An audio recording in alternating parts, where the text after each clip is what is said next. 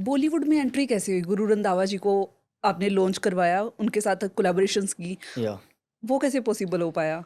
सो वो भी रेफरेंस के थ्रू ही था।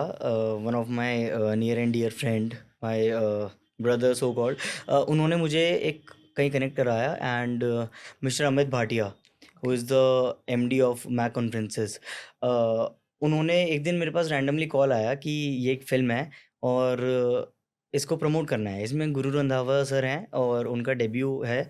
सो आई वाज़ वेरी शॉक्ड, क्योंकि उससे पहले बॉलीवुड नहीं करा था।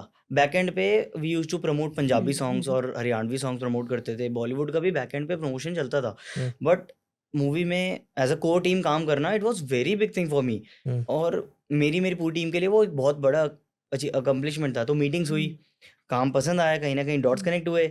सो I would like to thank Amit sir, उन्होंने बहुत मेरी हेल्प करी है, बहुत हेल्प करी है।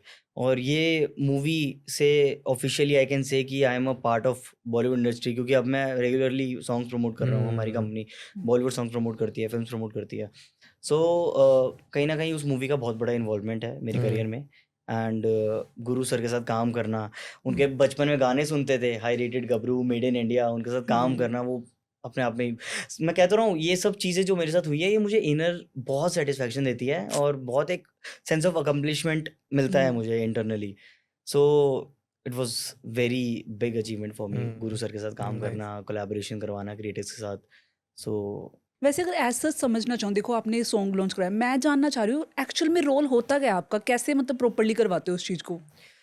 इसमें हमारा क्या रहता है ना कि फर्स्ट ऑफ ऑल प्लानिंग, हम्म, कि कोई अगर प्रोजेक्ट हाथ में है, कोई सॉन्ग है या मूवी है, उसकी मार्केटिंग के लिए प्लानिंग बहुत ज़रूरी है। कई महीने लगते हैं प्लानिंग करने में कि इसको किन किन प्लेटफॉर्म पे प्रमोट करा जाए, किन देखो किन। सॉन्ग आपके पास रेडी होके आ चुका है, इट्स रेडी टू लॉन्च, उसके या बाद आप प्लानिंग कर रहे हो मार्केटिंग की, yes, first point is that. Yes, okay. Finding the right creators hmm. To promote, finding the right tools. सही क्रिएटर्स होना बहुत ज़रूरी है, सही टूल्स होना बहुत ज़रूरी है मार्केटिंग के, कि आपको इस सॉन्ग को, इस पे एड्स रन करनी है, इसका क्रिएटर कोलैबोरेशन कराना है, क्रिएटर का आर्टिस्ट के साथ कोलैबोरेशन कराना है, या फिर इस पे वर्चुअली रील प्रमोशन करना है। आजकल मीम पेजेस, एंटरटेनमेंट पेजेस का काफ़ी कल्चर है, उस पे कैसे इसको प्रमोट करना है, वो कॉन्सेप्ट आइडियलाइजेशन बहुत ज़्यादा इंपॉर्टेंट है।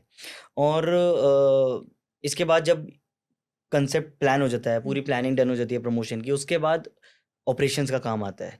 सब क्रिएटर्स के साथ बात करना, कैसे प्रमोट करना है, वो चीज़ डिस्कस करना। हमारी जो क्रिएटिव टीम है वो डिस्कस करती है क्रिएटर्स के साथ कि इस गाने को हम कैसे प्रोफेशनली और प्रॉपरली प्रमोट कर सकते हैं विद क्रिएटिविटी। क्रिएटिविटी बहुत ज़रूरी है, लोग बोरिंग कंटेंट नहीं देखते अब। Right. Creativity is very important, तो वो क्रिएटिवली उस गाने को प्रमोट करना, इट इज़ वेरी इंपॉर्टेंट।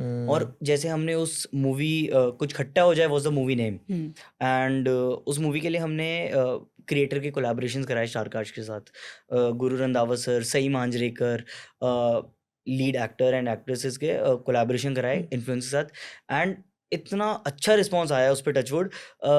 किसी क्रिएटर के 40 मिलियन व्यूज़ गए, किसी क्रिएटर के 30 million on reels, 30 million views गए, 20 मिलियन, 5 मिलियन। तो वो सारा एक तो क्रिएटिविटी का प्ले है। हम दिन रात लगे रहते थे स्क्रिप्ट्स के लिए, स्क्रिप्ट बनाती थी टीम, आर्टिस्ट के साथ डिस्कशन चलता था कि ये स्क्रिप्ट अच्छी है, वो अच्छी है, फिर फाइनली गुरु सर के पास स्क्रिप्ट जाती थी। सो और कुछ कुछ कोलैबोरेशंस ऑर्गेनिक हुए हैं विदाउट नॉन स्क्रिप्टेड, वो भी इतने ओके। अच्छे गए हैं हमारे। हाँ, तो काफ़ी अच्छा रहा वो प्रोजेक्ट, और ऐसे ही काम चलता है हमारा। तो पहले आइडिएशन होता है, फिर ऑपरेशंस होता है, फाइनली रिपोर्ट जनरेशन होती है कि क्या रिस्पॉन्स आया कैंपेन का। बहुत ज़रूरी है वो भी, to right, calculate the right, return on right. Investment. So यही रहता है पूरा स्टेप्स।